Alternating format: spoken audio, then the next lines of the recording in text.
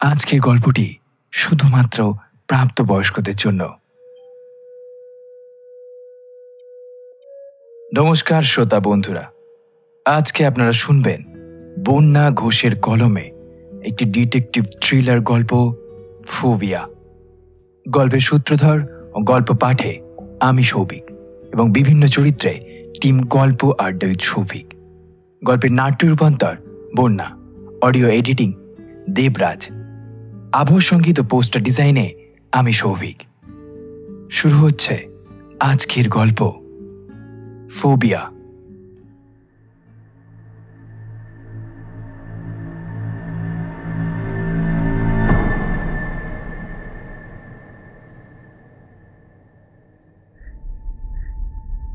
আজ প্রায় বছর 3 হলো দেবলীনা একজন সফল সাইকিয়াট্রিস্ট। প্রচুর স্ট্রাগল আর অধ্যাবসানের ফলেই সে আজ এই জায়গায় পৌঁছেছে। ছোটবেলাতে ওর বাড়ির আর্থিক অবস্থা সেরকম সচ্ছল না থাকলেও ওর মনে ছিল দৃঢ় প্রত্যয়। তার বাবা মার তাকে নিয়ে অনেক স্বপ্ন ছিল। বাবা মায়ের নাম সে রাখতে পেরেছে, তবে এজন্য ওকে অনেক পরিশ্রমও করতে হয়েছে। আজ দেবলীনার নিজের ছাত্রী জীবনের কথা খুব মনে পড়ছে। কেমনভাবে মাধ্যমিকে স্টার মার্কস পেয়ে ক্লাস 12-এ সায়েন্স স্ট্রিমে ভর্তি হলো, কেমনভাবে নিট দিয়ে ভালো ফল করে তারপর একটা ভালো মেডিকেল কলেজে ভর্তি হলো, আর এই সব কিছুর পরে MBBS করার পর সাইকিয়াট্রিস্ট স্পেশালাইজেশনে MD পাস করে আজ প্রায় 3 বছর হলো সে নিজের একটা ক্লিনিক খুলে বসেছে। ভগবানের দয়ায় পয়সার অভাবও হচ্ছে না, তবে ওর এই সাফল্যে যিনি সব থেকে বেশি খুশি হতেন তিনি আজ নেই। সত্যি আজ দেবলীনার বাবা বেঁচে থাকলে খুবই খুশি হতেন, তবে আজ সব কিছু ছাপিয়ে দেবলীনার খালি মনে পড়ছে অভিষেকের কথা। আজ 12ই জুন, আর আজকের দিনেই ওকে আরো বেশি করে মনে পড়ছে। কে জানে ও এখন কেমন আছে, কোথায় আছে, কি করছে, কিছুই জানে না সে। অভিষেক ছিল ওর স্কুল জীবনের বন্ধু। ছোটবেলা থেকে ওরা দুজন একসাথে স্কুলে পড়াশোনা করেছে। এক ক্লাসের সহপাঠী থাকতে থাকতে কেমনভাবে যে অভিষেককে ভালোবেসে ফেলেছিল ও নিজেও ঠিকঠাকভাবে বুঝতে পারেনি। যেদিন ও নিজের মনের কথা নিজেই জানতে পেরেছিল সেদিন লজ্জায় অভিষেককে কিচ্ছু বলতে পারেনি। দেবলীনা বরাবরই হাসি খুশি মিশুকে স্বভাবের মেয়ে। সবার সঙ্গে ও হেসে খেলে মানিয়ে নিতে পারে, কিন্তু অভিষেকের সামনে এলে ওর যেন কেমন হতো। ওর মুখ দিয়ে কোনো কথা বের হতো না, শুধু হাঁ করে ওর দিকে তাকিয়ে থাকতো। হয়তোবা মাঠে দাঁড়িয়ে লুকিয়ে লুকিয়ে ওর ফুটবল খেলা দেখত। স্কুলের সব মেয়েরা অভিষেককে পছন্দ করত। অভিষেকের সুদর্শন চেহারাটা সবার নজর কাটত। এদিকে দেবলীনাকে দেখতে ডানা কাটা পরি না হলেও মোটের উপর দেখতে সুশ্রী। তার সত্ত্বেও দেবলীনা যখন সেদিন স্কুল ছুটির পর নিজের মনের অনুভূতি অভিষেককে বলেছিল, তখন অভিষেক সে কথা শুনে তাচ্ছিল্যের ভঙ্গিতে বলেছিল, পাগল টাগল হয়ে গেছিস নাকি লীনা? তোর কি মনে হয় আমার মনের মধ্যেও তোর জন্য সেম ফিলিংস আছে? এই কথাটা শুনে দেবলীনার মুখটা ছোট্ট হয়ে গিয়েছিল। অভিষেক দেবলীনার ছলো ছলো চোখে দেখে শুধু একটাই কথা বলেছিল, দেখ লীনা, আমাকে তুই ভুলে যা। বন্ধু আছিস, বন্ধুর মতোই থাকার চেষ্টা কর। আর পারেনি দেবলীনা সেদিন। এক ছুট্টে চলে এসেছিল বাড়িতে।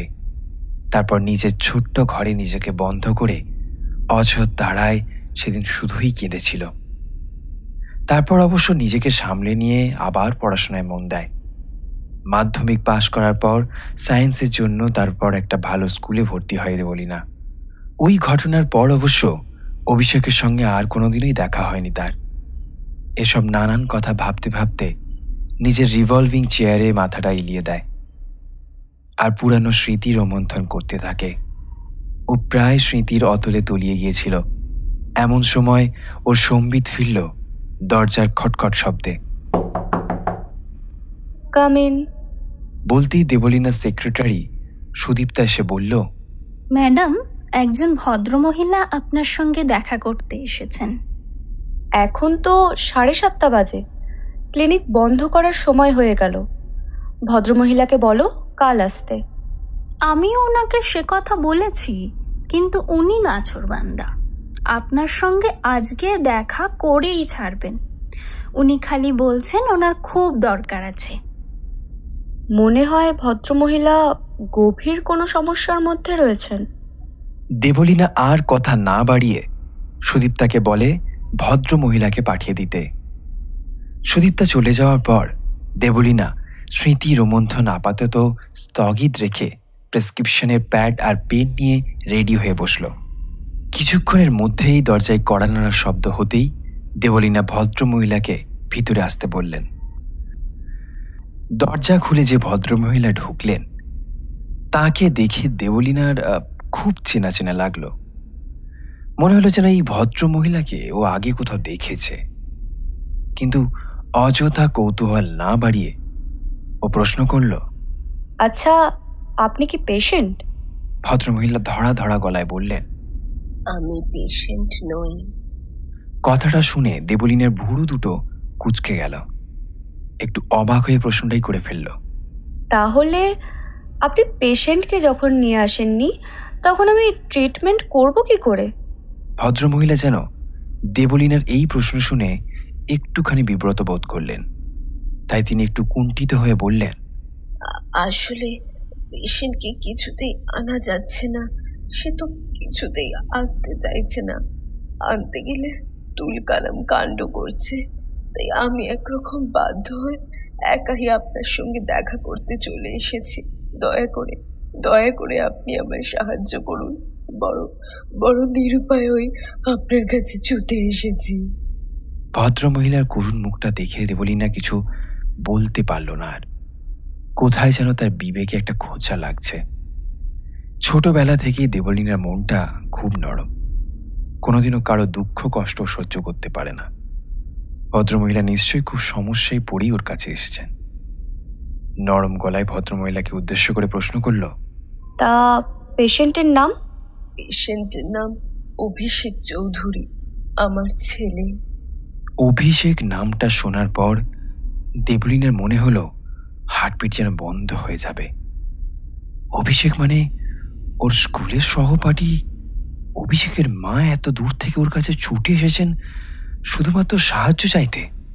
ভদ্রমহিলার মুখ থেকে অভিষেকের নামটা শুনেও ও এতটাই হতবাক হয়ে গিয়েছিল যে কি বলবে তা কিছুক্ষণের জন্য প্রায় ভুলেই গিয়েছিল। পরে নিজেকে সামলে নিয়ে ভদ্রমহিলাকে প্রশ্ন করল, আচ্ছা, আপনার নামটা কি? আমার নাম রূপাঞ্জনা চৌধুরী। না, এখন আর কোনো সন্দেহ নেই, এই অভিষেক সেই অভিষেক। কিন্তু অভিষেকের কি হয়েছে? মুহূর্তের মধ্যে যেন কষ্টে দুমড়ে মুচড়ে উঠল দেবলীনার মনটা। যে মানুষের কাছ থেকে ও প্রত্যাখ্যান পেয়েছিল সেই মানুষটার জন্য ওর মন আজও কাঁদে। এখনো মনের কোনায় অভিষেকের জন্য ওর একটা ভালোবাসা রয়েই গেছে। তাই তো এখনো কারোর সঙ্গে নিজেকে বাঁধতে পারেনিও, আর কোনোদিনও পারবে বলেও মনে হয় না। ও নিজেকে কিছুটা সামলে নিয়ে প্রশ্ন করল, তা কি হয়েছে আপনার ছেলের?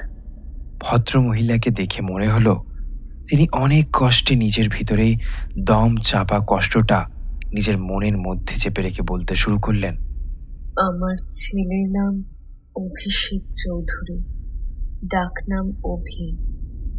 আজ প্রায় 1.5 বছরের বেশি হলো একটা ট্রমার মধ্যে দিয়ে যাচ্ছে। এরকম হওয়ার কারণ? আমি সেসব কিচ্ছু বুঝতে পারছি না। এসব কেন হলো?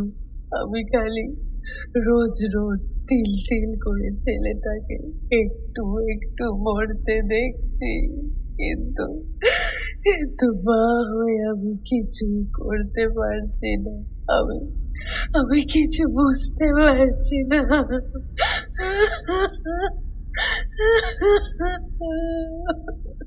বলে ভদ্রমহিলা এবার ঝরঝর করে কেঁদে ফেললেন।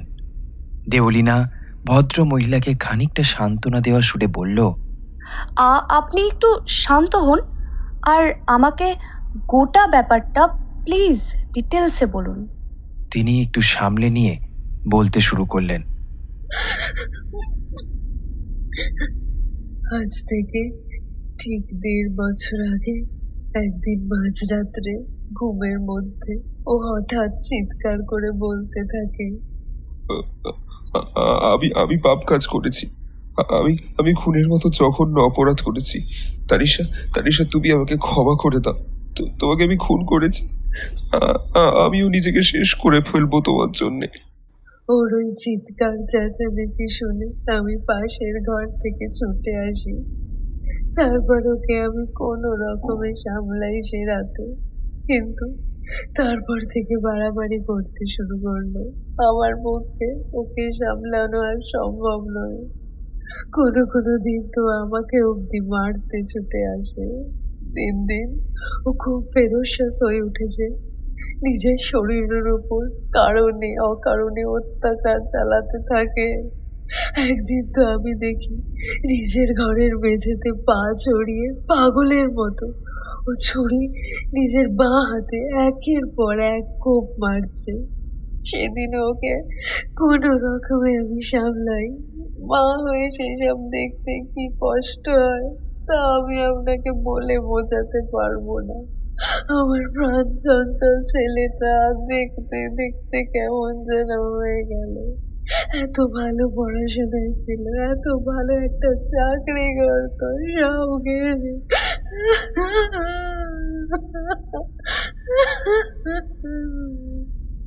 এতটা বলার পর ভদ্রমহিলা কিছুক্ষণ চুপ করে রইলেন।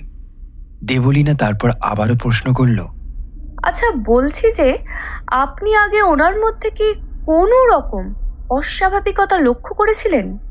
ভদ্রমহিলা বললেন, সেরকম অস্বাভাবিকতা লক্ষ্য করিনি ঠিকই, কিন্তু ওই ঘটনার অন্তত মাস 6 আগে থেকে ওর ব্যবহারে একটা অদ্ভুত পরিবর্তন আসে।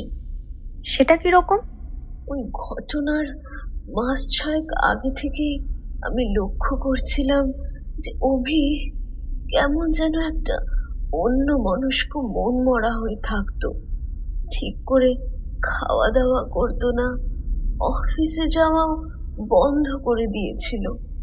সফটওয়্যার ইঞ্জিনিয়ার ছিল, নামি একটা অফিসে ভালো পোস্টে চাকরি করত, ছেড়ে দিল। অমন ভালো চাকরিটা, কারণ জিজ্ঞাসা করতে কোনো রকম কোনো সদুত্তর পেলাম না। আর কোনো কিছু যখনই জিজ্ঞাসা করতাম তখন কিছুই খুলে বলতো না, কেমন যেন অদ্ভুত ব্যবহার করত। অনেকবার চেষ্টা করেছি ওর মনের কথাগুলো জানার, কিচ্ছু খুলে বলতো না। ঘরের এক কোণে চুপ করে বসে থাকতো। বহুবার আমি জিজ্ঞাসা করেছি যে ওর কি কিছু হয়েছে, কোনোদিন মুখ ফুটে কিছু বলতো না আমাকে। অনেকবার ওকে কাউন্সেলিং করানোর কথাও বলেছি, কিন্তু ও কোথাও যেতে চাইতো না, সারাদিন বাড়িতেই পড়ে থাকতো। দেবলীনা কথাটা শুনে ভুরু কুঁচকে একটু বিড়বিড় করে বলল, ব্যাপারটা বেশ অদ্ভুত। পরে ভদ্রমহিলাকে আবারও প্রশ্ন করল, আচ্ছা, এই যে তানিশা বলে যে মেয়েটার কথা আপনার ছেলের মুখ থেকে শুনেছেন, সেই মেয়েটাকে কি আপনারা চেনেন? ভদ্রমহিলা একটু ভেবে চিন্তিত মুখে বললেন, আমি তো এই তানিশা বলে মেয়েটাকে জানি না। অভি কোনোদিনই কোনো মেয়ের কথা আমাকে জানায়নি। ওর যে কোনো গার্লফ্রেন্ড থাকতে পারে সেটাও আমি ঠিক জানি না। এমনকি ও যতদিন পর্যন্ত সুস্থ ছিল ওর বন্ধু বান্ধবরাও কেউ এ ব্যাপারে কিছু বলেনি। আর অভি যদি কাউকে ভালোবেসে থাকতো তাহলে আমাকে অন্তত একবার জানাতো। আমার সঙ্গে ও নিজের মনের সব কথা শেয়ার করতো, কিন্তু না, কোনোদিন সেরকম তো কিছু শুনিনি। আচ্ছা, বলছি, আপনি তো আপনার ছেলেকে বাড়িতে একা রেখে এসেছেন, মানে আপনার অনুপস্থিতিতে ওনার দেখাশোনা কে করেন? আগে আমিও দেখাশোনা করতাম, কিন্তু আর পারছি না। আমার পক্ষে ওকে একা সামলানো সম্ভব নয়। তাই মাস 6 হলো একটা আয়া রেখেছি, তার কাছেই রেখে এসেছি। কিন্তু সেও ওর উৎপাতের জ্বালায় আর থাকতে চাইছে না। এখন কি করি আমি? বলে একটা দীর্ঘশ্বাস ফেললেন ভদ্রমহিলা। তারপর দেবলীনার হাত দুটো ধরে কাতর গলায় বললেন, আমি আপনাকে সবকিছু খুলে বলেছি, এবার আপনি কিছু একটা করুন। অনেক ডাক্তার দেখিয়েছি, অনেক কিছু করেছি, কিন্তু কিছুতেই কিছু হয়নি। এখন এখন আপনি আমার শেষ ভরসা। অনেক আশা নিয়ে আপনার কাছে ছুটে এসেছি। প্লিজ প্লিজ আমাকে ফিরিয়ে দেবেন না। দেবলীনা একটু ভেবে বলল, আচ্ছা বেশ, আমি দেখব। তবে আপনার ছেলের ট্রিটমেন্ট কিন্তু বাড়িতেই হবে। ভদ্রমহিলা কৃতজ্ঞতাপূর্ণ গলায় বললেন, অসংখ্য ধন্যবাদ ম্যাডাম, আপনি যে আমার কি উপকার করলেন তা আমি আপনাকে বলে বোঝাতে পারবো না। বলছি যে আপনার ফিসটা কি অ্যাডভান্স দিয়ে যাব? আরে না না, আমাকে ধন্যবাদ দেবেন না। লোকের মনের অলিগলি খুঁজে বেড়ানো আমার কাজ। তাছাড়া এটা আমার দায়িত্বও বটে। আর টাকার কথা সে না হয় পরেই হবে। ভদ্রমহিলা জিজ্ঞেস করলেন, আচ্ছা ম্যাডাম, আপনি আমার বাড়ি কবে যাবেন? সেটা আমি আপনাকে ফোনে জানিয়ে দেব। আপনি বরং আপনার ফোন নাম্বারটা দিয়ে যান। ফোন নাম্বার দিয়ে কিছুক্ষণ কথাবার্তা চলার পরে উনি উঠে চলে গেলেন। ভদ্রমহিলা চলে যাওয়ার পর দেবলীনা আবার ভাবনার জগতে ডুবে গেল। সত্যি ভাগ্যের কি নিষ্ঠুর পরিহাস। অভিষেক আবারও ওর জীবনে ফিরে এলো, কিন্তু ওর এই ভালোবাসা হিসেবে নয়, তারই একজন পেশেন্ট হিসেবে। কিন্তু কি হয়েছে ওর? ও কি কোনো মানসিক সমস্যায় ভুগছে? আর এই তানিশা কে? ওর কোনো প্রাক্তন প্রেমিকা? অতীত জীবনে নিশ্চয়ই এমন কিছু ঘটেছিল যার জন্য ওর আজ এই অবস্থা। দেবলীনার চিন্তায় ব্যাঘাত ঘটল সুদীপ্তার ডাকে। ম্যাডাম, রঘুকে কি বলবো ক্লিনিক বন্ধ করে দিতে? কি? ও হ্যাঁ হ্যাঁ, বন্ধ করে দিতে বলো। আর আমিও বেরোবো একটু বাদেই। তুমিও সাবধানে বাড়ি যাও। সুদীপ্তা দেবলীনার মুখ চোখ দেখে বলল, আচ্ছা ম্যাডাম, আপনার কি শরীর খারাপ? না মানে আপনার চোখ মুখ কেমন যেন দেখাচ্ছে। দেবলীনা একটু আড়মোড়া ভেঙে বলল, না সেরকম কিছু নয়, খালি মাথাটা একটু ধরেছে। রঘুকে গাড়ি বের করতে বলো, মিনিট 5 মধ্যেই আমি বেরোবো। সুদীপ্তা কেবিন থেকে বেরিয়ে যাওয়ার পর দেবলীনা সমস্ত কাজ সেরে যখন ক্লিনিক থেকে বেরোলো তখন প্রায় 9:45 বাজে। গাড়িতে উঠে সারাটা রাস্তা অভিষেকের কথায় ভাবতে ভাবতে এলো। ও ভাবনাতে এতটাই মগ্ন ছিল কখন বাড়ি পৌঁছে গেছে তারও খেয়াল নেই। রঘুদার বারবার ডাকার পর ওর সম্বিত ফিরল। দেবলীনা অপ্রস্তুত হয়ে গাড়ি থেকে নেমে পড়ল। রঘুদা গাড়িটা গ্যারেজের দিকে নিয়ে চলল। দরজায় কলিং বেলের শব্দ হতেই সুচিত্রা দেবী দরজা খুললেন। তারপর একটু অবাক হয়ে বললেন, কি রে লীনা, এত দেরি হলো? অন্যদিন তো তুই 8টার মধ্যে বাড়ি ফিরে আসিস। আজকে ক্লিনিকে একটু ভিড় ছিল। দেবলীনা নিজের ঘরে ঢুকতে ঢুকতে কথাটা বলল। তারপর শানে চলে গেল। শান সেরে ফ্রেশ হয়ে যখন ও নিজের ঘরের ব্যালকনিতে এসে দাঁড়ালো তখন বাইরে মৃদু মন্দ বাতাস বইছে। দেবলীনা ব্যালকনিতে রাখা ইজি চেয়ারে গা এলিয়ে দিল। তারপর চোখ মুছে আজ সন্ধেবেলা ঘটা ঘটনাগুলো ভাবতে লাগলো। এসব কথা ভাবতে ভাবতে ওর একটু তন্দ্রার ভাব এসে গিয়েছিল। এমন সময় মায়ের হাতের স্পর্শে ও তন্দ্রা কাটল। চোখ মেলতেই দেখল মা সামনে দাঁড়িয়ে আছে, হাতে কফির কাপ। সুচিত্রা দেবী ওর হাতে কফির কাপটা ধরিয়ে দিয়ে একটা চেয়ার নিয়ে ওর পাশে বসলেন। ওকে বললেন, কি রে, আজ এত দেরি হলো? ওই একটু কাজের চাপ, কাজ বেশি ছিল তাই আর কি। ক্লিনিক বন্ধ করতে যাব ঠিক তখনই একজন ভদ্রমহিলা দেখা করতে আসেন, তাই জন্যই দেরি হয়। বলতে বলতে দেবলীনা গরম কফিতে একটা চুমুক দিল। সুচিত্রা দেবী এবার মেয়ের চোখ মুখের দিকে এক ঝলক তাকিয়ে বললেন, আচ্ছা লীনা, তোর কি হয়েছে বলতো? মুখটা শুকনো শুকনো দেখাচ্ছে কেন? কি আবার হবে? কিছুই হয়নি। তুমি সব ব্যাপারে খুব চিন্তা করো মা। তুই সকলের চোখকে ফাঁকি দিতে পারবি, কিন্তু আমার চোখকে ফাঁকি দিতে পারবি না। আমি তোর মা। পরে একটু অভিমানের সুরেই বললেন, তা তুই তোর মাকেও খুলে কিছু বলবি না? এখন এত বড় হয়ে গেছিস। আরে বাবা, সত্যি কিচ্ছু হয়নি। আসলে কাজের চাপ এত বেশি ছিল, সেই জন্য একটু টায়ার্ড লাগছে। এর থেকে আর বেশি কিছুই হয়নি। কি আবার হবে? সুচিত্রা দেবী আর কিছু বললেন না। কিছুক্ষণ টুকটাক কথা বলার পর উনি চলে গেলেন রান্না করতে।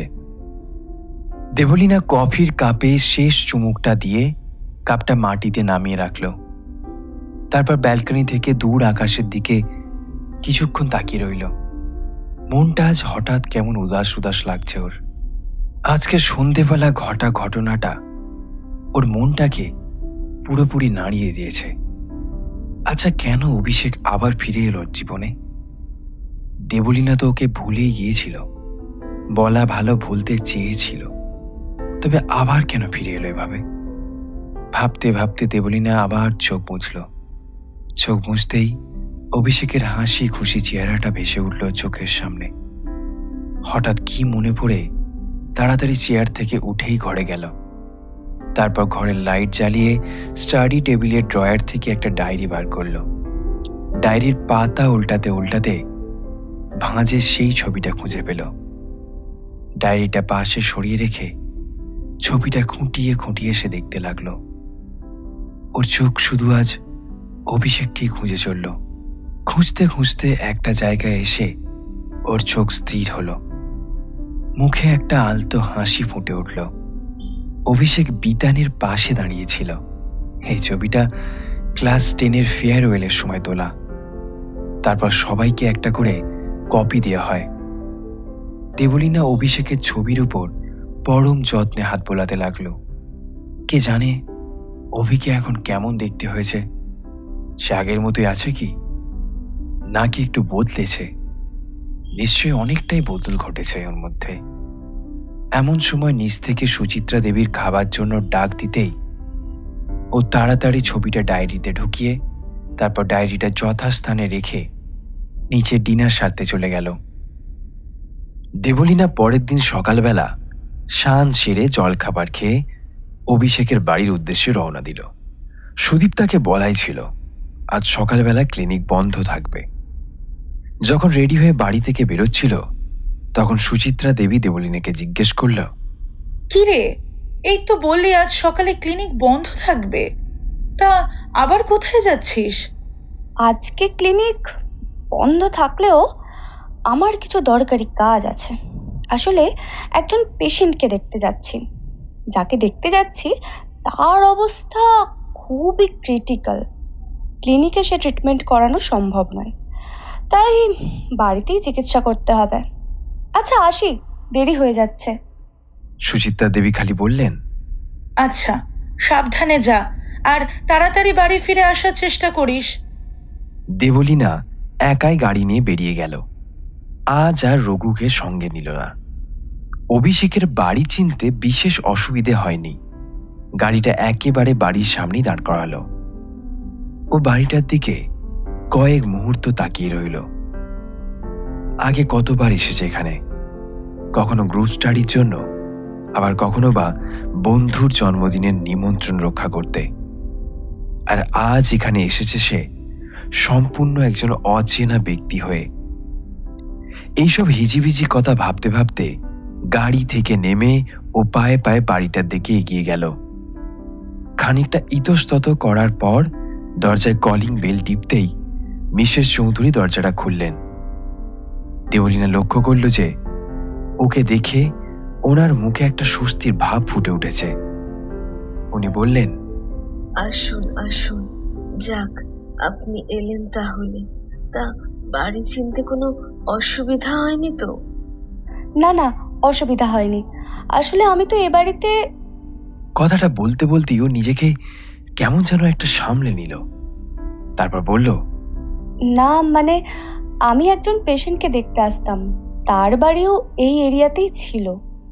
ও দেখল ভদ্র মহিলা কিছু বুঝতে পারেননি।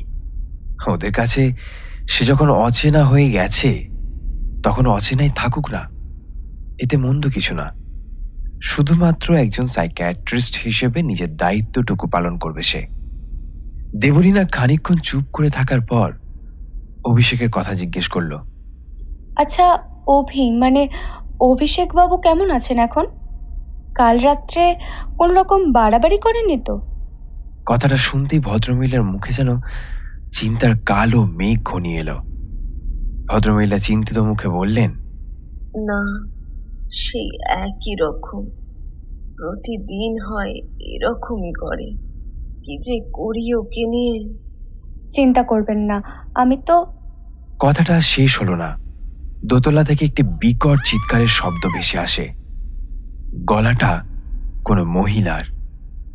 মিসেস চৌধুরী ভয়ার্ত স্বরে বলেন, ওই ওই আবার, ওহো, এই ছেলেটার জন্য এই আয়াকেও বোধহয় রাখা যাবে না। দেবলীনা ও মিসেস চৌধুরী তাড়াতাড়ি দোতলায় উঠে যান। দোতলায় উঠে মিসেস চৌধুরীর পিছন পিছন দেবলীনা যে ঘরে ঢুকল, সেটা কি আদেও কোনো মানুষের ঘর?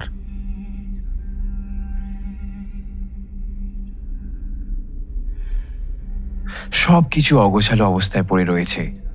চতুর্দিকে সবকিছু ছড়ানো ছিটানো। বিছানার চাদর লণ্ডভণ্ড। স্টাডি টেবিল আর বুক সেলফ থেকে খাতা বই ছড়িয়ে ছিটিয়ে মাটিতে পড়ে আছে। আলমারি থেকে জামা কাপড় সমস্ত কিছু ছড়িয়ে ছিটিয়ে পড়ে আছে।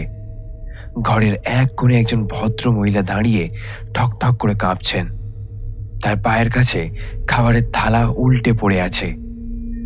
সমস্ত খাবার ছড়িয়ে ছিটিয়ে পড়ে আছে। মিসেস চৌধুরী আর দেবলীনাকে ঘরে ঢুকতে ঢুকতে দেখেই ওই ভদ্রমহিলা ভয়ে কাঁপতে কাঁপতে ছুটে বেরিয়ে যেতে লাগলেন। মিসেস চৌধুরী ওই ভদ্রমহিলাকে শান্ত করার বৃথা চেষ্টা করতে থাকেন। দেবলীনা ঘরের চারিদিকে একবার নজর বুলিয়ে নিল। সব থেকে অদ্ভুত লাগলো ঘরের দেওয়ালগুলো। ঘরের দেওয়ালগুলোতে লাল রং দিয়ে ইংরেজি বাংলা অক্ষর মেশানো একটি তেড়া বাঁকা হরফে কিসব যেন লেখা আছে। সব লেখাগুলোর মধ্যে তানিশা নামটা বারবার করে চোখে পড়ল। দেবলীনা বুঝতে পারল লেখাগুলো কোনো সাধারণ রং দিয়ে লেখা নয়, বরং রক্ত দিয়ে লেখা। দেবলীনা ভদ্র মহিলাকে জিজ্ঞেস করল, আচ্ছা, এগুলো তো সব রক্ত দিয়ে লেখা বলে মনে হচ্ছে। ভদ্রমহিলা চিন্তিত গলায় বললেন, হ্যাঁ, আমার ছেলেটা তো সারাদিন এরকমই পাগলামি করে। ওকে আটকানোর চেষ্টা করাও বৃথা, কিছুতেই শুনছে না। দেবলীনা আরো একবার ঘরের চারিদিকে চোখ বুলিয়ে নিল। ঘরের একদম ডান দিকের কোণে দেখতে পেল ওদের দিকে পিঠ করে মাটিতে হাঁটু গেড়ে একজন বসে রয়েছে। আচ্ছা, ওটাই কি অভিষেক? দেবলীনা ভদ্রমহিলাকে প্রশ্ন করল। উনি কি আপনার ছেলে? ভদ্রমহিলা প্রত্যুত্তরে বললেন, হ্যাঁ, ওই আপনার পেশেন্ট। দেবলীনা দুরু দুরু বুকে ওই দিকে এগিয়ে গেল। মিসেস চৌধুরী সাবধান করে বললেন, একটু সামলে। তারপরে একটু এগিয়ে যেতেই সে দেখতে পেল অভি আঙুলে রং লাগিয়ে এক মনে দেওয়ালে কি যেন লিখছে। আরও দেখতে পেল যে অভির হাতে একটা টাটকা ক্ষত চিহ্ন রয়েছে এবং সেখান থেকেই রক্ত চুইয়ে পড়ছে। সেই ক্ষতস্থান আঙুল বুলিয়ে সেখান থেকে রক্ত নিয়ে এক মনে কি যেন লিখছে। এত সুন্দর ব্রিলিয়ান্ট ছেলেটার এই পরিণতি! এই কি ওর অভিষেক?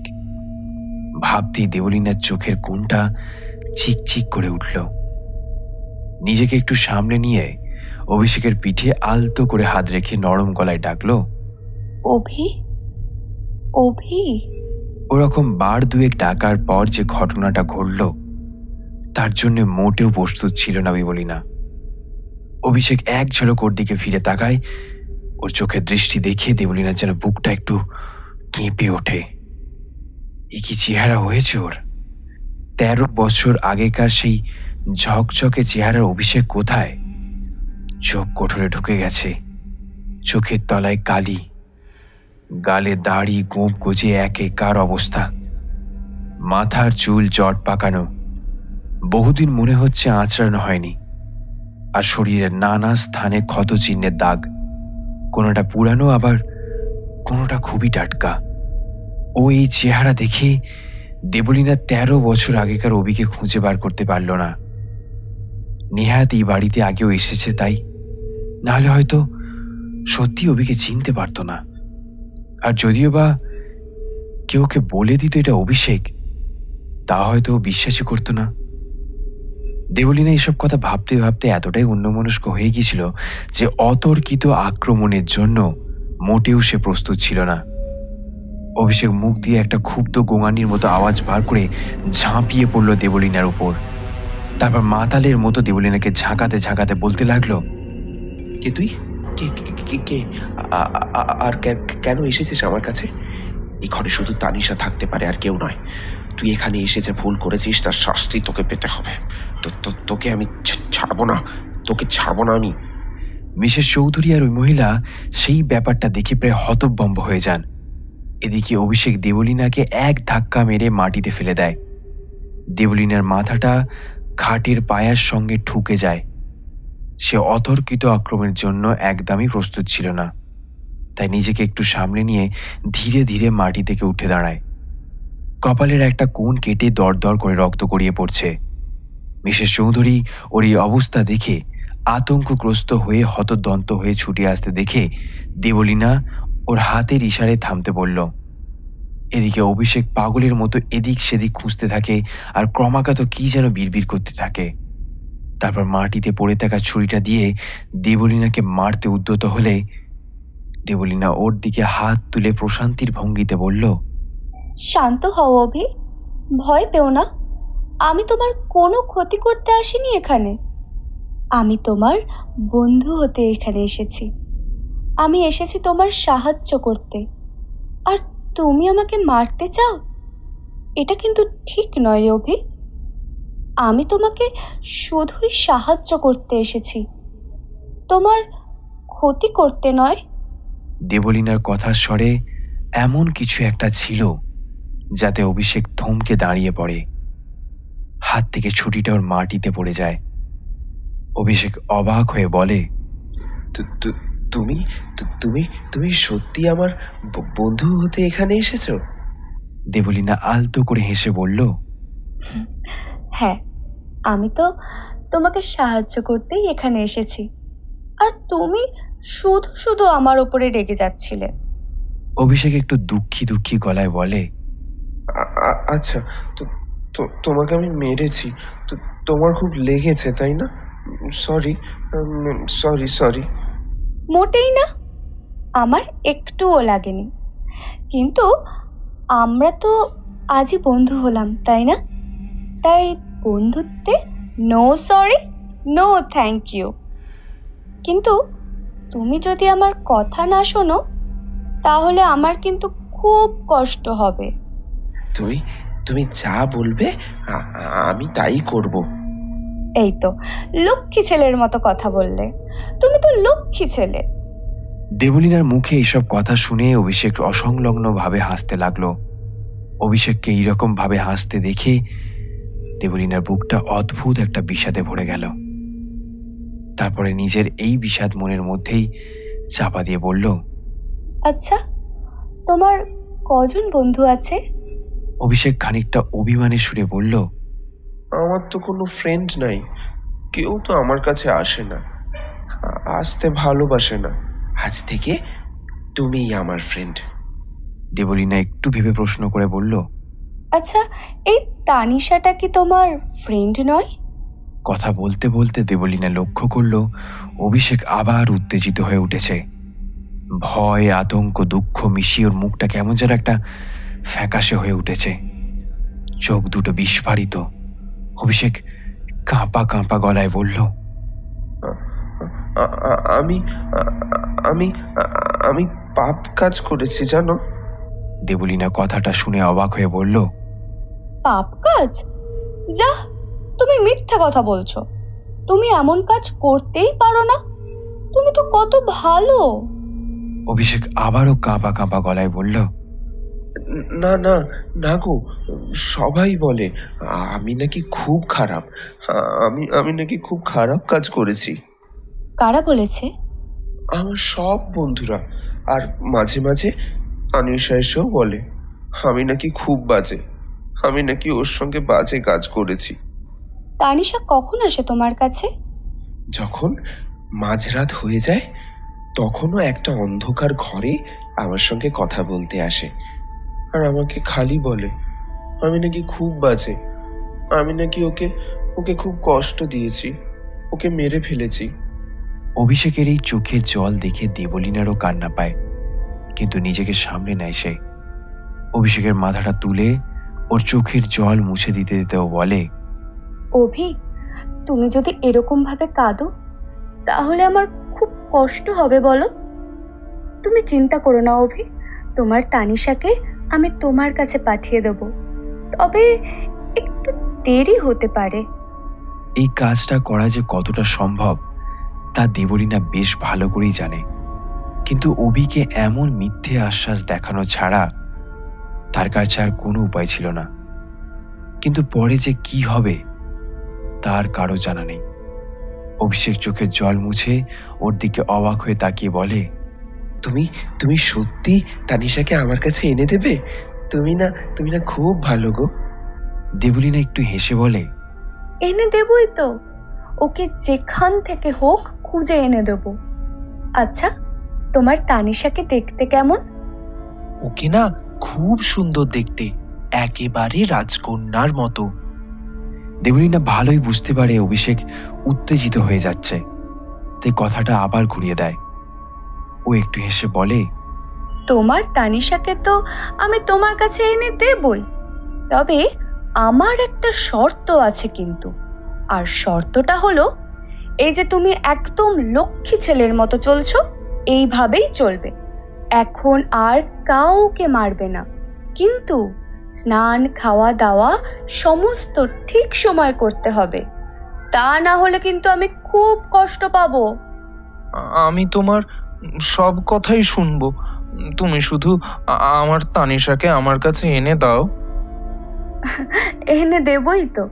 তাহলে এখন লক্ষ্মী ছেলের মতো সকালের জলখাবারটা খেয়ে নাও। এতক্ষণে মিসেস চৌধুরীর মুখে একটা স্বস্তির ভাব ফুটে উঠল। তিনি বললেন, আচ্ছা ঠিক আছে, আয়া মাসিওকে এক্ষুনি খাইয়ে দেব। অভি কথাটা শুনে বাচ্চাদের মতো অভিমান করে বলে উঠল, আমি আয়ার হাতে খাবো না। কেন অভি, কি হয়েছে? তুমি আয়া মাসির হাতে কেন খাবে না? অভিষেক একটু কাঁদো কাঁদো গলায় আয়াকে দেখিয়ে বলল, জানো, ও না আমাকে খাওয়ার সময় মারে, বাজে বাজে কথাও বলে, আমাকে পাগল বলে। ও খালি বলে আমি নাকি খারাপ কাজ করেছি বলে আমার নাকি এই অবস্থা। আমি ওর হাতে খাবো না, তাই আমি ফেলে দিয়েছি খাবারটা। ছেলের মুখ থেকে এত কথা শুনে মিসেস চৌধুরী অবাক হয়ে গেলেন। তারপর আয়ার দিকে তাকিয়ে বললেন, ও যা বলছে তা সত্যি? মহিলা আত্মসমর্পণে বললেন, আপনি একটা পাগলের কথায় আমাকে সন্দেহ করছেন বৌদি? ও তো একটা পাগল, তাই ও যা তা কথা বলছে। বৌদি, ওই পাগলের কথা একদম বিশ্বাস করবেন না। এবার দেবলীনা একটু দৃঢ় গলায় বলল, আপনার মুখের ভাষাই প্রমাণ করছে আপনি রোগীর সঙ্গে ঠিক কিরকম ব্যবহার করেন। এবার ওই মহিলা একটু ব্যাঁকা হাসি হেসে বললেন, আপনি আমাকে দেখিয়ে দেবেন যে রোগীর সঙ্গে কি রকম ভাবে ব্যবহার করতে হয়? তা আমি ভালো করেই জানি।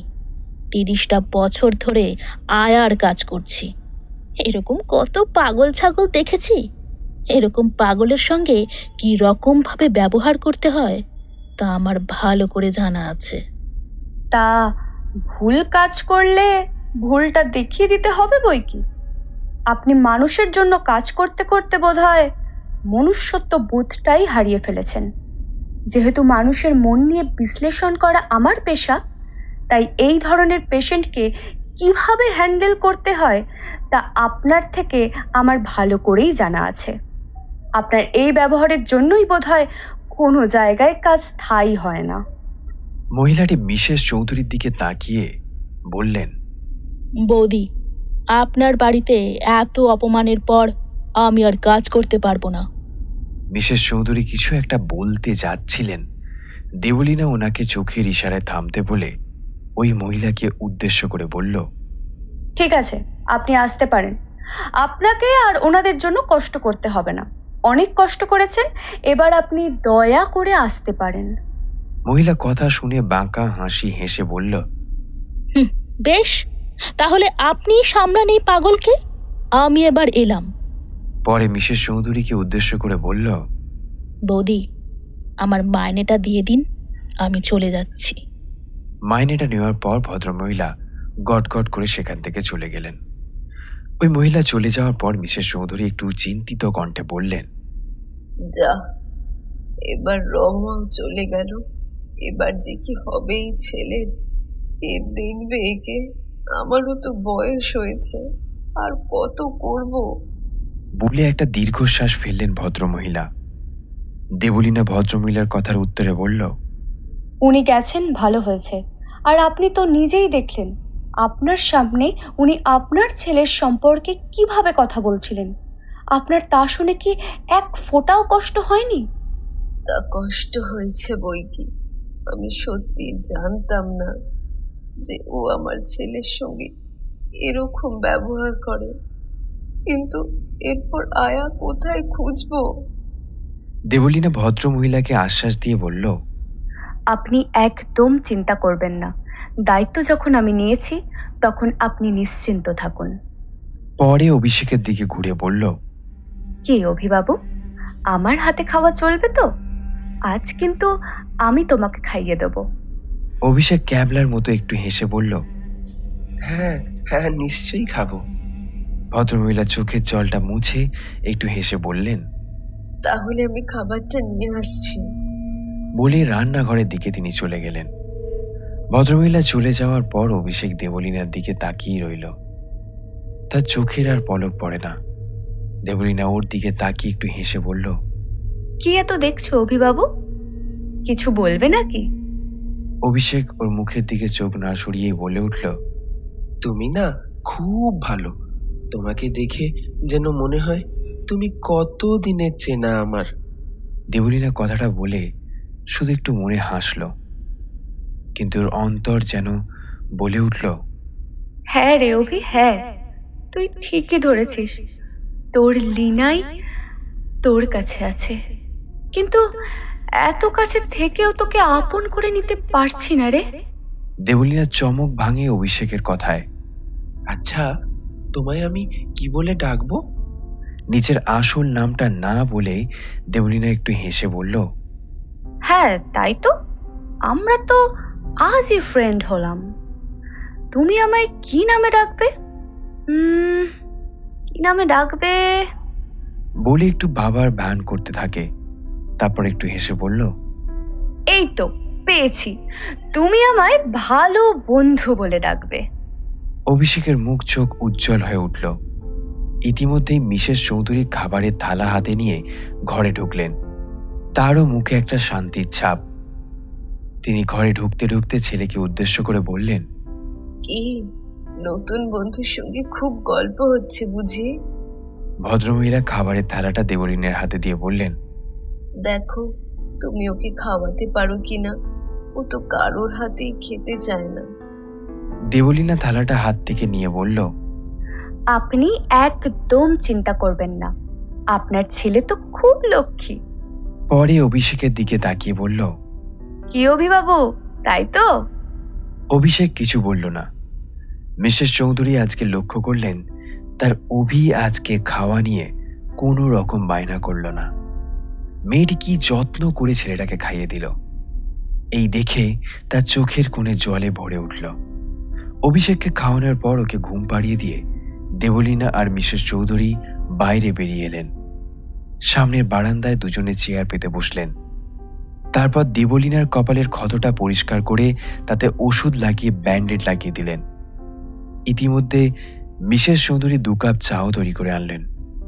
চায়ের কাপে চুমুক দিতে দিতে মিসেস চৌধুরী দেবলীনার কাছে ক্ষমা চেয়ে বললেন, আমি আমার ছেলের ব্যবহারের জন্য আপনার কাছ থেকে ক্ষমা চাইছি। দেবলীনা একটু কুণ্ঠিত বোধ করে বলল, না না, ও কিছু নয়, আমি কিচ্ছু মনে করিনি। তাছাড়া উনি যদি স্বাভাবিক অবস্থায় থাকতেন তাহলে উনি নিশ্চয়ই এরকম কাজ করতেন না। ভদ্রমহিলা আবার প্রশ্ন করলেন, তা কেমন দেখলেন আমার ছেলেকে?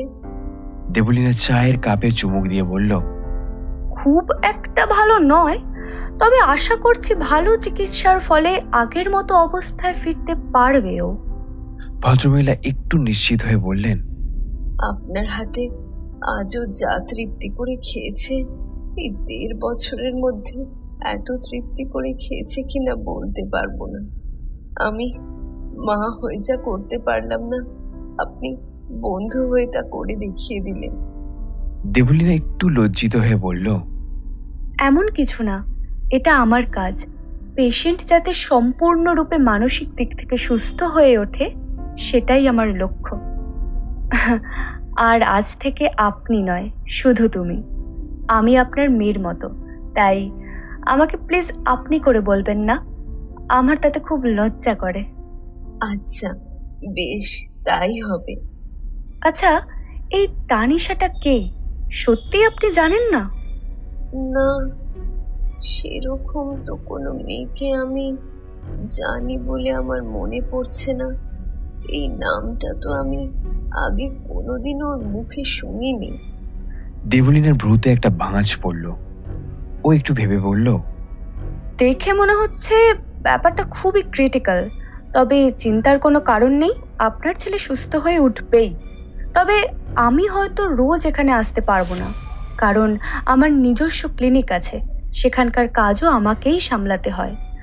আমি একজন ভালো আয়া আপনার জন্য দেখে দেব, তাকে নিয়ে আশা করি আপনার কোনো সমস্যা হবে না। আমার জানাশোনা একজন মহিলা আছেন। দেবলীনা লক্ষ্য করল এতক্ষণে ভদ্রমহিলার মুখ থেকে চিন্তার মেঘ কিছুটা কাটল।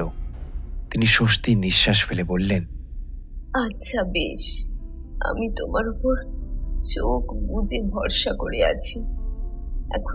এখন তুমি আমার শেষ ভরসা। তার আগে ওই ঘরটা ভালো করে পরিষ্কার করাতে হবে। ঘরটা খুব অগোছালো অবস্থায় পড়ে আছে। ঘরের দেয়ালে যা কিছু লেখা আছে তা সব মুছে ফেলতে হবে, কারণ আমার সন্দেহ ওই নাম আর লেখাগুলো তার মনের মধ্যে একটা ভীতির সঞ্চার করেছে। সুতরাং ঘরটাকে সাজিয়ে গুছিয়ে আবার আগের অবস্থায় আনতে হবে। আশা করি আমার কথা বুঝতে পেরেছেন। আর একটা কথা, ওনার স্নানাহারের দিকে যত্ন নেবেন। কথা বলতে বলতে দেবলীনা নিজের হ্যান্ডব্যাগ থেকে প্রেসক্রিপশনের প্যাড বার করে ওষুধ লিখে দিয়ে বলল, যদি ওনাকে দেখে বেশি উত্তেজিত বলে মনে হয় তখন এই ওষুধগুলো খাওয়াবেন। মিসেস চৌধুরী দেবলীনার হাত থেকে প্রেসক্রিপশনের কাগজটা নিয়ে একটু চিন্তিত হয়ে বলেন, হ্যাঁ, সে তো অনেকদিন ধরেই ভাবছিলাম একটু ছেলেটাকে যত্নে রাখা উচিত, কিন্তু সে ছেলে তো আমাকে কাছেই ঘেঁষতে দেয় না। দেবলীনা প্রত্যুত্তরে বলল, এবার থেকে দেবে। আমার মনে হয় না উনি আর কোনো রকম বাড়াবাড়ি করবেন। আর যদি বাড়াবাড়ি করেন তাহলে যে ওষুধগুলো বললাম সেগুলো খাওয়াবেন। তাহলে পুরোটা না হলেও ওনার মনের মধ্যে যে চাপগুলো রয়েছে সেগুলো একটু হলেও রিলিজ হবে।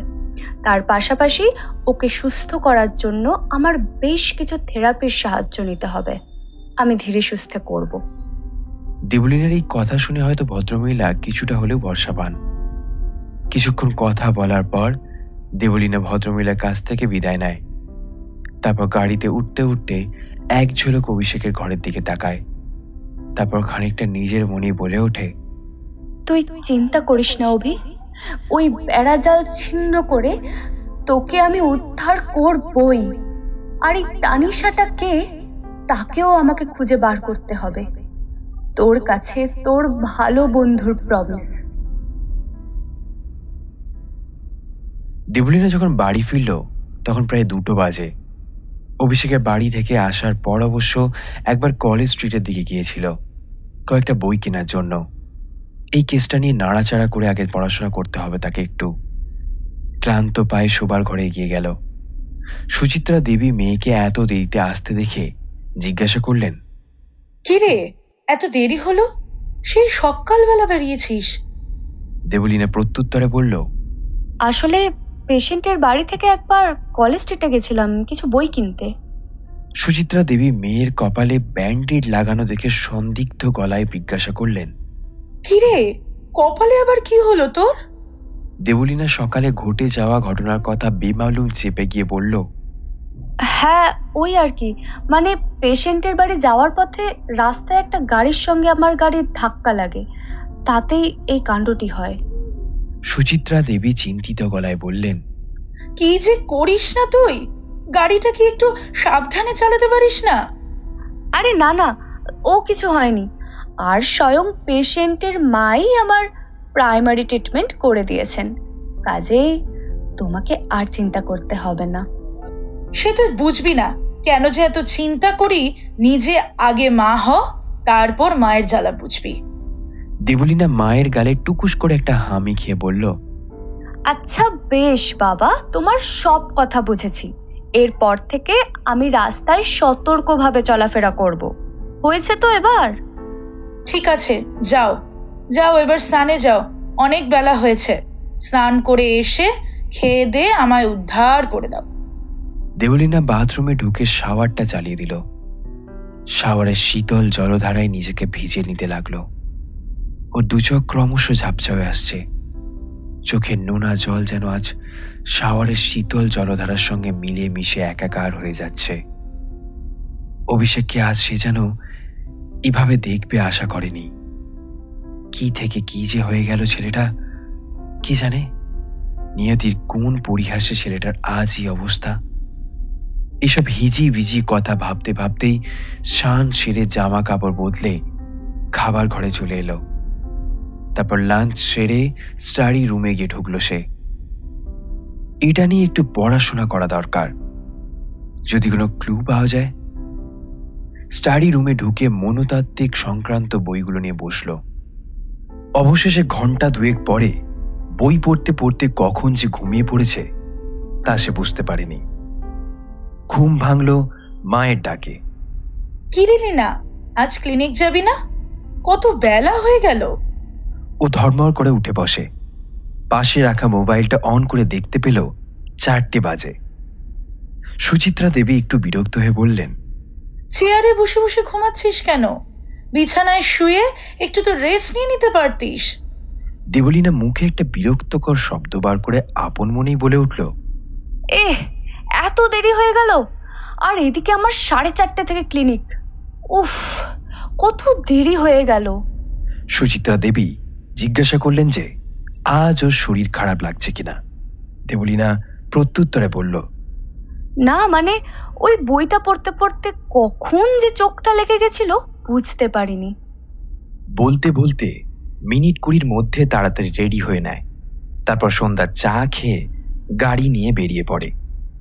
দেবলীনার ক্লিনিকটা বাড়ি থেকে বেশি দূর নয়, প্রায় আধ ঘন্টা যেতে লাগে। সে যখন ক্লিনিকে ঢুকল তখন প্রায় 5টা বাজে। সুদীপ্তা ততক্ষণে এসে গিয়েছিল। দেবলীনার এই রকম দেরি করে আসাতে সুদীপ্তা বেশ অবাক হয়ে যায়। সচরাচর দেবলীনা এই রকম দেরি করে আসে না। সে সবসময় পাংচুয়ালিটি মেনটেন করতে পছন্দ করে। তাকে এত দেরিতে আসার কারণ জিজ্ঞাসা করলে সে সামান্য কয়েকটা কথা বলে সেই ব্যাপারটিকে এড়িয়ে যায়। তারপর নিজের চেম্বারে ঢুকে পড়ে। আজকে ক্লিনিকে ব্যস্ততা সত্যিই বেশ ছিল। আধবেলা ক্লিনিক বন্ধ থাকার ফল। সমস্ত পেশেন্ট দেখে দেবলীনা যখন ক্লিনিক বন্ধ করল তখন বাজে 8:30। প্রতিদিনকার মতো রঘু দেবলীনাকে নিয়ে বাড়ির উদ্দেশ্যে রওনা দিল। বাড়ি যখন ফিরল তখন 9টা বাজে। বাড়ি ফিরে সানটান সেরে কফি হাতে নিয়ে স্টাডি রুমে ঢুকে গেল। তারপর ব্যাগ থেকে কলেজ স্ট্রিট থেকে কিনে আনা বইগুলো বার করল। প্রত্যেকটি বই ফোবিয়ার উপর লেখা। এই ধরনের বই ওর কাছেও ছিল, কিন্তু সেগুলো সব পুরনো এডিশনের হওয়ার জন্য সব তথ্য পাওয়া সম্ভব ছিল না। তাই জন্য নতুন এডিশনের কিছু বই কিনতে হলো। মনোযোগ দিয়ে বইটা পড়তে লাগলো। সে বইতে অনেক রকমের ফোবিয়ার কথা উল্লেখ আছে, কিন্তু অভিষেক যে ফোবিয়ার শিকার তার কথা কোথাও উল্লেখ নেই। যদিও বা এখনো বইটার অর্ধেকও শেষ হয়নি। এইসব আগাগোড়া ভাবতে ভাবতে কখন যে ঘড়ির কাঁটা ঘুরে গেল সে বুঝতে পারেনি। সুচিত্রা দেবীর ডাকে সে তাড়াতাড়ি বইটা রেখে নিচে গেল। কোনো রকমের ডিনারটা সেরে আবার নিজের স্টাডি রুমে ফিরে এলো দেবলীনা। আবার বইয়ের অসমাপ্ত অংশটা পড়তে শুরু করলো। এরপর দেখতে দেখতে 3টে দিন কেটে যায়। ক্লিনিকের ব্যস্ততার ফাঁকে ফাঁকে ওই ব্রেয়ার ফোবিয়া সম্পর্কে তথ্য পাওয়ার জন্য বইপত্র ঘাঁটাঘাঁটি করতে থাকে। ক্লিনিকের প্রচুর ব্যস্ততা আর তার উপর মাঝে মাঝে অভিদের বাড়িতেও যেতে হচ্ছে তাকে। 4 দিনের দিন রাতে ক্লিনিক থেকে ফিরে নিয়ম মতো স্নান সেরে ফ্রেশ কফি মগ হাতে নিয়ে স্টাডি রুমে ঢুকে যায়। তারপর আবার বইগুলো পড়তে শুরু করে। দেবলীনার মাথা এখন জিদ চেপে ধরেছে। নিজের কাছে নিজেকে প্রমিস করেছে যে অভিষেককে যে করে হোক সে আগের অবস্থায় ফিরিয়ে আনবে। রূপাঞ্জন দেবীকে যে কথা দিয়েছে।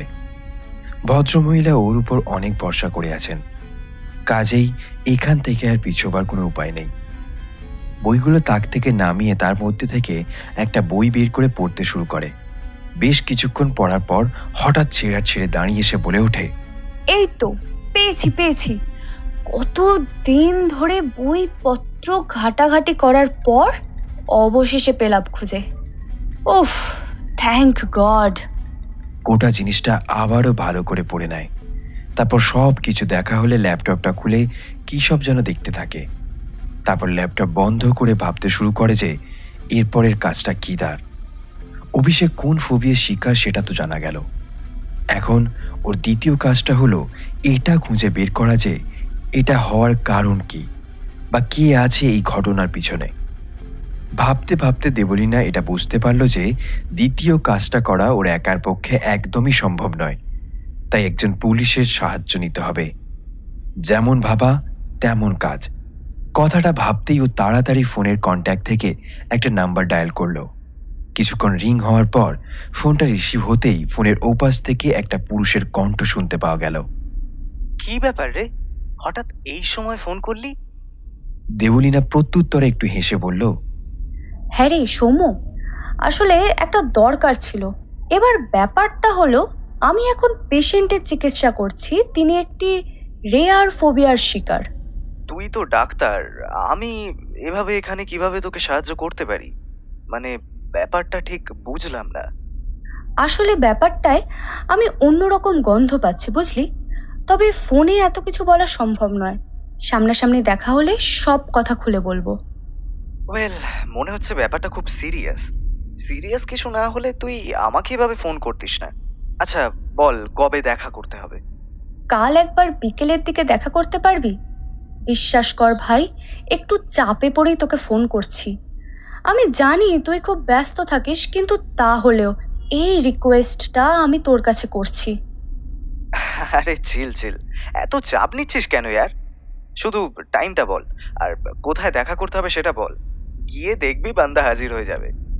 দেবলীনা তখন ফোনে টাইম আর কোথায় দেখা করতে হবে সব বলে দিল। তারপর টুকটাক কিছু কথা বলার পর ফোনটা রেখে দিল। মুখে একটা স্বস্তির ভাব ফুটে উঠল।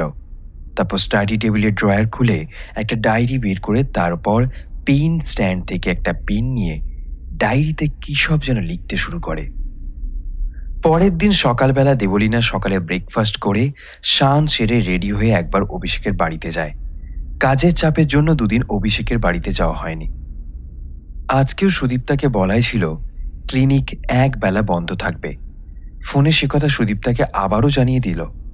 রেডি হয়ে যখন বাড়ি থেকে বেরোলো তখন প্রায় 9টা বাজে। দেবলীনার বাড়ি আলিপুরে আর অভিষেকের বাড়ি পার্ক স্ট্রিটে। দেবলীনার বাড়ি থেকে অভিষেকের বাড়ি যেতে সময় লাগে প্রায় মিনিট 15। গাড়ি চালাতে চালাতে দেবলীনা নানান কথা ভাবতে ভাবতে কখন যে ওদের বাড়িতে পৌঁছে গেল তা খেয়ালই করেনি। খেয়াল হতেই তাড়াতাড়ি গাড়ি থেকে নেমে গাড়িটা ঠিক জায়গায় পার্ক করে বাড়িটির দিকে এগিয়ে গেল। দরজায় কলিং বিল টিপতেই মিসেস চৌধুরী দরজা খুলে দিলেন। ওনার মুখ চোখ দেখে আগের থেকে অনেক বেশি শান্ত আর হাসি খুশি লাগছে। তিনি দরজা খুলেই দেবলিনাকে বললেন, তাড়াতাড়ি এসো, তোমার জন্য অভি অপেক্ষা করে বসে রয়েছে। সেই কখন থেকে জিজ্ঞাসা করে যাচ্ছে, ভালো বন্ধু কখন আসবে, ভালো বন্ধু কখন আসবে। দেবলিনা তাড়াতাড়ি মিসেস চৌধুরীর সঙ্গে দোতলায় অভিষেকের ঘরে এগিয়ে যায়। আজ মনে একটা অদ্ভুত উত্তেজনা কাজ করছে। ঘরে ঢুকতেই দেবলিনা বেশ অবাক হয়ে গেল। অভিষেকের ঘরটা আবার আগের মতো করে সাজিয়ে গুছিয়ে সুন্দর করে তোলা হয়েছে, যেমনটা আগে ছিল। লেখাগুলো মুছে দেওয়ালে সুন্দর করে রং করা হয়েছে। বিছানা সুন্দর করে পাতা এবং প্রত্যেকটা দেওয়ালে সুন্দর করে রং চঙে ছবি টাঙানো আছে। বিছানার পাশে ছোট্ট টেবিলটা একটা ছোট্ট মিউজিক প্লেয়ার রাখা হয়েছে। এটা অবশ্য দেবলিনারই বুদ্ধি ছিল। অভিষেকের যা মানসিক অবস্থা, তাতে ওকে মিউজিক কিছুটা রিল্যাক্স করবে। এসব কথা ভাবতে ভাবতে দেবলিনা একবার অভিষেকের দিকে তাকালো। অভিষেক ওর দিকে পেছন করে আয়ার হাতে খাবার খাচ্ছে। অভিষেক ওর আসার কথা জানে না। মিসেস চৌধুরী অভিষেককে উদ্দেশ্য করে বলে ওঠেন, অভি, কে এসেছে দেখ, তোর ভালো বন্ধু। অভিষেক পিছন ঘুরে তাকাতেই ওর মুখে একটা হাসি ফুটে ওঠে। দেবলিনা আজ যেন অভিষেকের মধ্যে আবার সেই পুরানো বন্ধুকে খুঁজে পেয়েছে। বুঝতে পারল আয়া মাসি তাকে ভালোই যত্ন করছে। তার জন্যই ওর আজ এই রকম ঝকঝকে চেহারা হয়েছে। ওষুধগুলো হয়তো কাজ দিচ্ছে। তবে এটা বেশ ভালো করে বুঝতে পারে অভিষেকের হাসিটার মধ্যে একটা ছেলে মানুষই লুকিয়ে আছে। ও যে একজন পরিণত যুবক, সেটা বোঝার মতো মানসিক অবস্থা ওর আর নেই এখন। দেবলিনা ব্যাগটা বিছানার পাশের টেবিলে রেখে ওর পাশে গিয়ে বসে। তারপর একটু মৃদু গলায় জিজ্ঞাসা করে, কি অভিবাবু, আজকে কেমন আছেন? অভিষেক একটু মাথা নেড়ে মাথা চুলকে আবার সেই অসংলগ্নভাবে হেসে বলে, ভালো। পরে একটু অভিমান ভরা গলায় বলে ওঠে, আচ্ছা, তুমি তুমি এই দুদিন আসোনি কেন? আই অ্যাম রিয়েলি সরি অভিবাবু, আসলে আমি না খুব বিজি ছিলাম। আসলে তোমার তানিশাকে খুঁজছিলাম তো, তাই। দেবলিনা লক্ষ্য করল তানিশার নামটা শুনলেই অভিষেকের মধ্যে একটা অদ্ভুত পরিবর্তন আসে। অভিষেক ব্যগ্র গলায় বলে ওঠে, আমার আমার তানিশাকে খুঁজে পেয়েছো? কোথায় কোথায় ও? ওর থেকে আমি সরি চাইতে হবে। আমি পাপ কাজ করেছি। ভালো বন্ধু, তুমি ওকে প্লিজ খুঁজে এনে দাও। আমি আর পাচ্ছি না। ওর নাম শুনলে আমার মাথাটা কেমন যেন। দেবলিনা লক্ষ্য করল অভিষেক উত্তেজিত হয়ে উঠছে। দেখে মনে হচ্ছে যে ওর যেন কথা বলতে আর শ্বাস নিতে খুব কষ্ট হচ্ছে। ওর চোখ মুখ লাল হয়ে উঠেছে। চোখগুলো দেখে মনে হচ্ছে যে কোঠর থেকে বেরিয়ে আসবে। মিসেস চৌধুরীর হাসি খুশি মুখ মুহূর্তের মধ্যে ভয়ে পাংশু হয়ে উঠেছে। ভয়ে কাঁপা কাঁপা গলায় উনি বললেন, এবার কি হবে? কাল রাত্রেও এরকম করেছিল। দেবলিনা ভদ্র মহিলাকে আশ্বাস দিয়ে বলল, চিন্তার কোনো কারণ নেই, আপনি বরং ওকে তাড়াতাড়ি ঘুমের ওষুধটা দিয়ে ঘুম পাড়িয়ে দিন। পরে দেবলিনা অভিষেককে শান্ত করতে থাকে। তাকে দুহাতে ঝাঁকাতে ঝাঁকাতে বলে, অভিষেক, শান্ত হও, শান্ত হও, অস্থির হও না। তোমার তানিশা তোমার কাছে নিশ্চয়ই আসবে। দেবলিনা যখন অভিষেককে এসব কথা বোঝাচ্ছিল, তখন আয়া মাসি দেবলিনার ইনস্ট্রাকশনে হাতে একটা ইঞ্জেকশন পুশ করে। অভিষেক ঘুমিয়ে পড়লে দেবলিনা আর মিসেস চৌধুরী বাইরের বারান্দায় এলেন। মিসেস চৌধুরী এখনও কিছুটা চিন্তিত। ওনাকে দেখে দেবলিনা আশ্বাস দিয়ে বলল, আপনার ছেলের কি ফোবিয়া সেটা তো আমি ধরে ফেলেছি, কিন্তু সেটা আমি আপনাকে এখনই জানাতে পারবো না, কারণ তার আগে আরও একটা কাজ আছে, সেটা সম্পূর্ণ করতে হবে। তারপর আমি আপনাকে বলবো। একটা কথাই বলবো, শুধু চিন্তা করবেন না, আপনার ছেলে সুস্থ হয়ে যাবে। ভদ্রমহিলা একটু আশ্বাস পেয়ে বললেন, ঠিক আছে, তোমার যেরকম ভালো মনে হয় তুমি সেভাবেই চিকিৎসা করো। ইতিমধ্যে কথা বলতে বলতে মিসেস চৌধুরীর ফোনে টুং করে একটা নোটিফিকেশন শব্দ হলো। ফোনে একটা মেসেজ এসেছে। ফোনের মেসেজ বক্সটা খুলে মেসেজটা চেক করতেই মিসেস চৌধুরীর মুখ চোখ কেমন যেন একটা ফ্যাকাশে হয়ে গেল। তা দেখে দেবলীনা অবাক হয়ে জিজ্ঞেস করলো, কি হয়েছে মিসেস চৌধুরী? ভদ্রমহিলা কাঁপা কাঁপা গলায় ভয়ার্ত মুখে বললেন, আমার আমার ব্যাংক থেকে কেউ 50,000 টাকা তুলেছে। কি বলছেন কি আপনি? কে তুলেছে? আমি কিছু জানি না, আমি কিছু বুঝতে পারছি না। বলেই চেয়ারে ধপ করে বসে পড়েন। আপন মনেই বিড়বিড় করে বলতে থাকেন, একদিকে ছেলে অসুস্থ, অন্যদিকে এইসব কাণ্ড, আমি যে কি করি। দেবলীনার মনের মধ্যে কালকের সন্দেহটা কেমন যেন খোঁচা মারছে। ব্যাপারটা তো সামান্য রোগের ব্যাপার নয়, এই কেসটার মধ্যে অন্য কোনো ব্যাপার লুকিয়ে আছে। দেবলীনা ভদ্র মহিলাকে সান্ত্বনা দিয়ে বলল, আপনি কিছু চিন্তা করবেন না। আপনার ছেলের রোগ যখন ধরতে পেরেছি তখন আপনার এই সমস্যার সমাধান করতে পারবো আশা করছি। তুমি কিভাবে এই সমস্যার সমাধান করবে? তুমি তো ডাক্তার, তুমি তো পুলিশ বা ডিটেকটিভ নও। দেবলীনা কোনো রকমে ওনাকে সান্ত্বনা দিয়ে নিজের জিনিসপত্র নিয়ে সেখান থেকে বেরিয়ে এলো।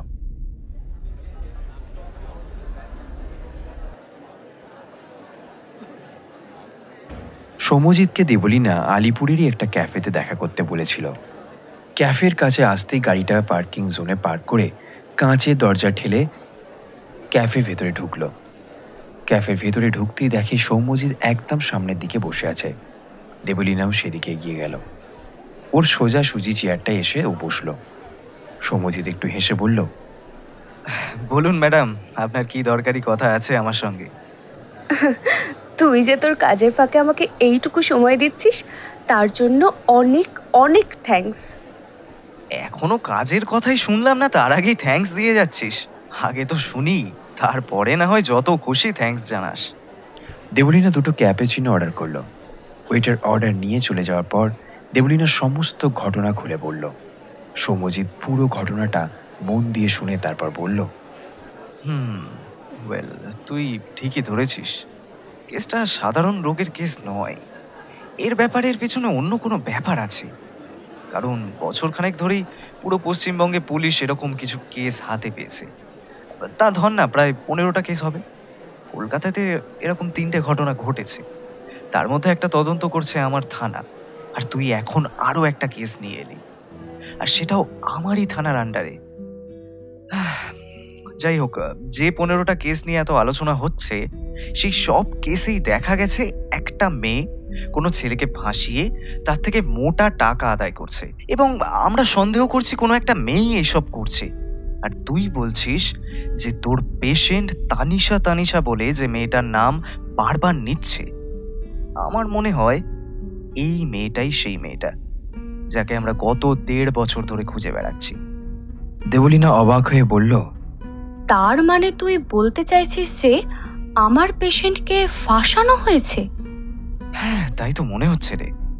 আমার তো দুটো জিনিস মনে হচ্ছে, এক, তোর পেশেন্টের নার্ভ আগে থেকেই খুব উইক, আর নয়তো মেয়েটা এমন কোনো উপায় ব্ল্যাকমেল করেছে যাতে ছেলেটার মানসিক ভারসাম্য নষ্ট হয়। ব্ল্যাকমেল? কিরকম উপায়? ভিডিওর মাধ্যমে হতে পারে। হয়তো ছেলেটার এমন কোনো ভিডিও মেয়েটার কাছে আছে যার ফলে মেয়েটা ভয় দেখানোর সুযোগ পাচ্ছে। দেবলীনা দু হাতে মুখ ঢাকল। সৌম্যজিৎ দেবলীনাকে এরকম ভেঙে পড়তে দেখে একটু অবাক হয়ে বলল, কিরে, তোর সামান্য একজন পেশেন্ট, তার জন্য তুই এরকম ভেঙে পড়ছিস কেন? দেবলীনা ধীর গলায় বলল, আসলে ও আমার স্কুল জীবনের খুব ভালো বন্ধু। আর সৌম্যজিৎ কথাটা বুঝতে পেরে একটু হেসে বলল, বুঝেছি, আর বলতে হবে না। আমি নিরুপায় হয়ে তোর কাছে ছুটে এসেছি। তুই যদি একবার ওর অবস্থাটা দেখতিস তাহলে তোরও মনে হতো যে ওর জন্য কিছু করি। সৌম্যজিৎ পরিস্থিতি হালকা করার জন্য বলল, আরে চাপ নিস না, ধরে নে তোর কাজ হয়ে যাবে। কারণ আমার মনে হচ্ছে এই 16টা ঘটনার পেছনে একটা মেয়েই আছে। দেবলীনার হঠাৎ আজ সকালে একটা ঘটনার কথা মনে পড়ল। মনে পড়তেই সৌম্যজিৎকে মিসেস চৌধুরীর ব্যাংক অ্যাকাউন্ট থেকে 50,000 টাকা চুরি হয়ে যাওয়ার ঘটনাটা বলল। সৌম্যজিৎ কথাটা শুনে একটু গম্ভীর হয়ে বলল, এখন তো সন্দেহটা আরো গাঢ় হচ্ছে। শুধু ডিফারেন্সটা এখানে, যে এখানে ব্যাংকের অ্যাকাউন্ট নাম্বার ইউজ করে টাকা তুলেছে, আর অন্য সব কেসগুলোতে আমরা দেখেছি সেখানে মেয়েটা ছেলেগুলোকে ভয় দেখিয়ে টাকা আদায় করেছে। দেবলীনা একটু চিন্তিত হয়ে বলল, আচ্ছা, তুই যে বলছিস এই ঘটনাগুলোর পেছনে কোনো মেয়ে দায়ী, তা কোনো ছেলেও তো এটা করতে পারে। না, এটা একদম শিওর যে এটা একজন মেয়েই করছে। তুইও তো পেশেন্টের মুখ থেকে একটা মেয়ের নামই শুনেছিলিস। তানিশা নিশ্চয়ই কোনো ছেলের নাম নয়, সেটা তুই নিশ্চয়ই বুঝতে পারছিস। হ্যাঁ, তা বটে, কিন্তু যদি মেয়ে সে যে কোনো ছেলে। এতে অস্বাভাবিক কিছুই নেই, কারণ আজকাল এইসব জিনিসও হচ্ছে। কিন্তু আমার মনে হচ্ছে এখানে কোনো মেয়ে আছে। তদন্ত করে আমি যা বুঝছি, আর আমার অনুমান ভুল হয় না। আর তোর এই বন্ধুর কেসে কোনো বাইরের লোক তানিশা বা যাই হোক মেয়েটার নাম তাকে মিসেস চৌধুরী মানে পেশেন্টের মায়ের ব্যাংক অ্যাকাউন্টের ইনফরমেশন দিয়েছে। আচ্ছা, এইরকম কোনো বাইরের লোক কি কেউ ছিল? একটু ভেবে বলতো।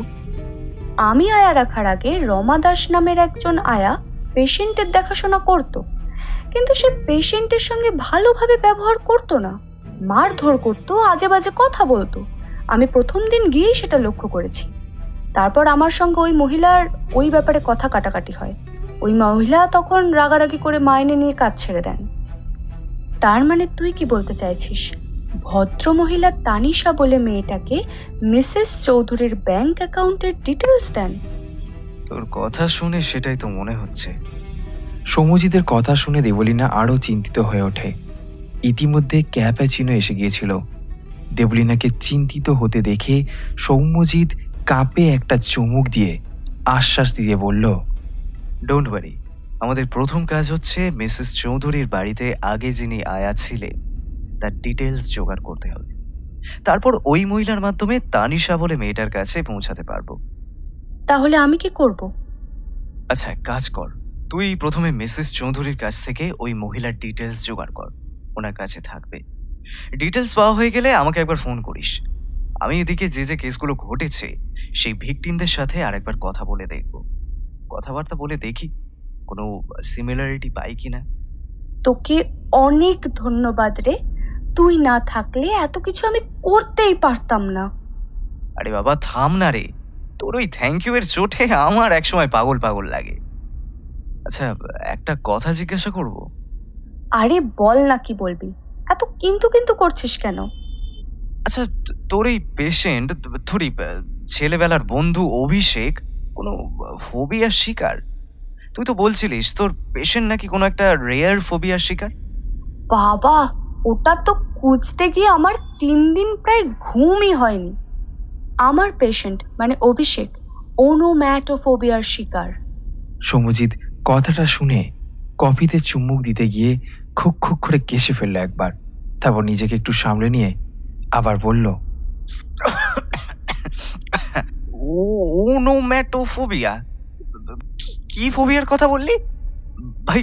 ক্লস্ট্রোফোবিয়া শুনেছি, হাইড্রোফোবিয়ার কথাও শুনেছি, হোমোফোবিয়ার কথাও শুনেছি, এমনকি অ্যাক্রোফোবিয়ার কথাও শুনেছি, কিন্তু এই ওনোম্যাটোফোবিয়া কি ভাই? এরকম ফোবিয়ার নাম তো আমি বাপের কালেও শুনিনি। তুই না শুনলেও আছে। তবে শোন, নির্দিষ্ট কোনো শব্দ বা নাম শোনার ফোবিয়া বা ভয়কেই ওনোম্যাটোফোবিয়া বলে। এটা খুব রেয়ার একটা ফোবিয়া। এই কথাটার উৎপত্তি হয়েছে গ্রিক শব্দ ওনোম্যাটো থেকে, যার অর্থ হলো নাম, আর ফোবিয়া কথার অর্থ ভয়। ওনোম্যাটোফোবিয়া কথার অর্থ নির্দিষ্ট কোনো শব্দ বা নাম শোনার ভয়। অভিষেক এই রেয়ার ফোবিয়ার শিকার। যাই হোক, যে কোনো ফোবিয়ার মতোই এই ফোবিয়াতেও মানুষের ভয়ের লেভেলের ওপর নির্ভর করে এই লক্ষণগুলো বার করা হয়। এই ফোবিয়ার সাধারণ লক্ষণগুলো হলো কম্পন, বুকে ব্যথা, বুক ধড়ফড় করা, উচ্চ রক্তচাপ, শ্বাসকষ্ট, তাড়াহুড়ো করে কথা বলা বা কথা বলার অক্ষমতা। এইগুলো হলো এই ফোবিয়ার সাধারণ লক্ষণ। প্রত্যেকটা ফোবিয়ার কিছু না কিছু ডিফারেন্স থাকে, এখানেও তাই আছে। অতি কষ্টে খুঁজে সমস্ত বের করেছি আমি। উফ, বাপ রে বাপ, তোর প্রফেশন তুই সামলা ভাই। আমার তো একদিনে এসব কথা শুনে মাথা ঘুরছে। তাহলে ভাবছি যে তুই রোজ কি করে এসব হ্যান্ডেল করিস। আসলে মিসেস চৌধুরী আমার ওপর অনেক ভরসা করে আছেন, আর তারপর ও আমার ছেলেবেলার বন্ধু। বুঝতেই তো পারছিস, এখানে কেরিয়ার, দায়িত্ব আর সেন্টিমেন্ট মিলেমিশে একাকার হয়ে গেছে। আরে তুই একদম চিন্তা করিস না, আমার হাতে যখন দায়িত্ব দিয়েছিস তখন নিশ্চিন্তে থাক। সব ডিটেলস আমি খুঁজে বার করে তোকে জানাবো, কেমন? আর তার আগে তুই মিসেস চৌধুরী থেকে ডিটেলসটা নিস।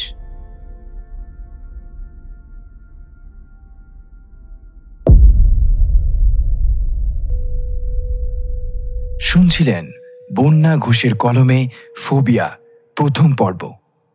অভিষেকের চরিত্রে সাগ্নিক, দেবলীনা চরিত্রে মনীষা, সুদীপ্তার চরিত্রে অশ্মি, রূপাঞ্জনা চৌধুরীর চরিত্রে পত্রালী, সুচিত্রা দেবীর কণ্ঠে সৃষ্টি, আয়ার কণ্ঠে সুজাতা, রিসেপশনিস্টের কণ্ঠে বন্যা, সৌম্যজিতের চরিত্রে সৌরভ, কনস্টেবলের কণ্ঠে সঞ্জু, তানিশার ভূমিকায় মৃত্তিকা ও রাজেশের কণ্ঠে আমি সৌভিক। আগামী সপ্তাহে এই গল্পের অন্তিম পর্ব নিয়ে ফিরছি আমরা শুধুমাত্র গল্প আর সৌভিক ইউটিউব চ্যানেলে।